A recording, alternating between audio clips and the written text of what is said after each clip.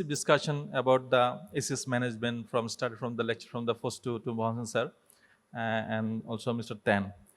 We already gone through the pitfalls, pros and cons, difficulties, problems of management of acute acceleration MI.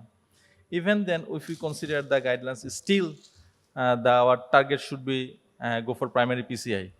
So I asked my chat GPT, artificial intelligence, what is the best reperfusion strategy for acute MI? And he summarized in this way: the best reperfusion strategy in acute STEMI depends on various factors such as patient's condition, the time elapsed since symptom onset, and the availability of resources.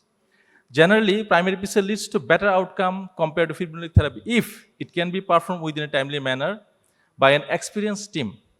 However, fibrinolytic therapy is still a crucial option in settings such as where primary PCI is not readily available, or where there is significant delay in transferring the patient to a PCI-capable facility. Ultimately, the decision should be individualized based on the specific circumstances of each patient. If you summarize our previous three lectures, we get this picture that it's a situation that we have to decide. There is no clear-cut calculation by which we get the answer. So we can summarize in this way that is done by my chat GPT. Let's discuss few cases where usually we encounter the situations. So this is Mr. X, 53 years, hypertensive diabetic, presented with chest pains for 3 hours, and ECG showed ST elevation MI inferior with complete heart block. After counseling a patient and with all criteria fulfilled, we took the patient in the cath lab and found this picture. We can see there is already 80% mid lesion, L6 also 70% lesion, and RCA is totally occluded. As we discussed about the primary PCI, considering all the findings, we decided to go for the revascularization of the RCA. So immediately we put the TPM lead, wiring, and put a stent directly, and the final result we got. So in this case, we can summarize the primary PCI is fun, so easy to perform, and takes only few minutes.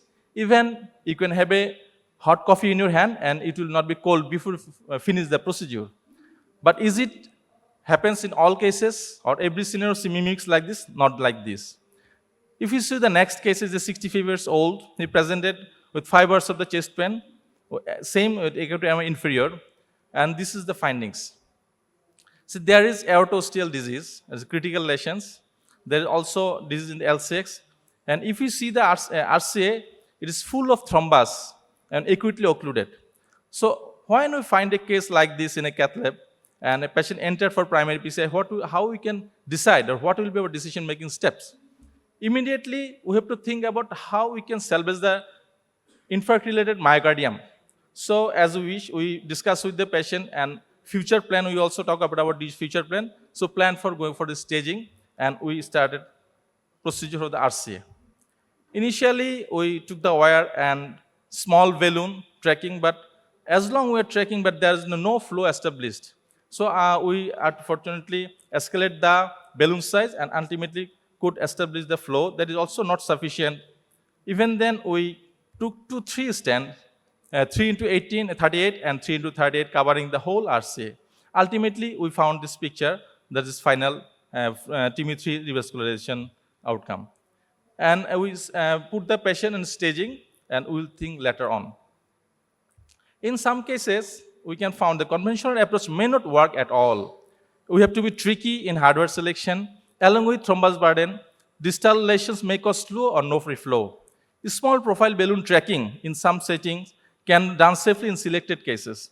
There is also options for thrombus suction. We know it is a class 3 indication now, but special situation in our real world scenario, we may sometimes use suction balloon for huge thrombus burden like this case.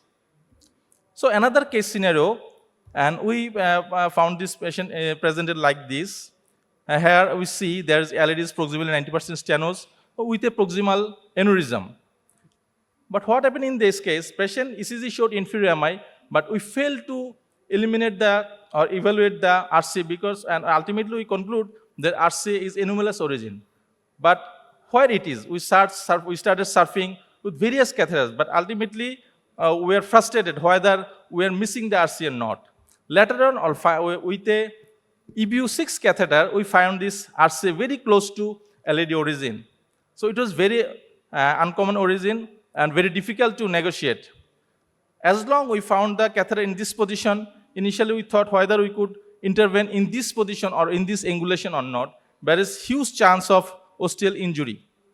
Even then, we start our procedure with a very soft wire and just push and pull, control cord traction, we proceed the wire and we could succeed to put a stent in the proximal RCA and we succeed ultimately, patient will survive. And sometimes CAG may be very tough, especially in acute MI cases. So non-visualized culprit vessel may be due to anomalous origin, we have to keep it on our mind. Alternative catheters may help to complete the procedure, but it should be done with very careful techniques. This is another case, it's also inferior MI case, and see the angiogram findings. When you were at cath lab and doing primary PCI and found in this type of angiographic pictures, it basically disheartening. There was 99% LAD stenosis, L6 also 80% stenosis, and RCA showed 99% proximal. There is also a post-stenotic dilatation, and there is distal 95% stenosis.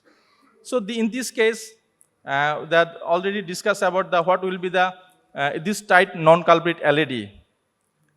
So we started our procedure as usual for the RCA. We put 2 stents, one distal and one proximal. Ultimately, we got this picture. But in this case, it was not straightforward. Just after the procedure, and there was still chest pain persisting, patient developed left ventricular failure, and blood pressure and oxygen is tending to fall. So we started resuscitate the patient with furosemide, inotropes, oxygens, and ultimately after consultation with the patient, the risk-benefit ratio, we tried to proceed for intervention of the non-culprit lesion. So initially we put a stent in the LCX, and later on for the tight LAD, and it was very tough to negotiate. Even this crucial situation, we could negotiate the wired balloon and we put a stent in the proximal LAD. Ultimately, we could salvage the patient. So, primary PCI itself creates panics for its heterogeneous presentation. Prediction of left lesion complexity may not be possible in all cases. Every case should be dealt with own merit, and time-to-time adjustment of strategies may lead to better outcome, rather be rigid on preoccupied strategies. Thank you. Thank you.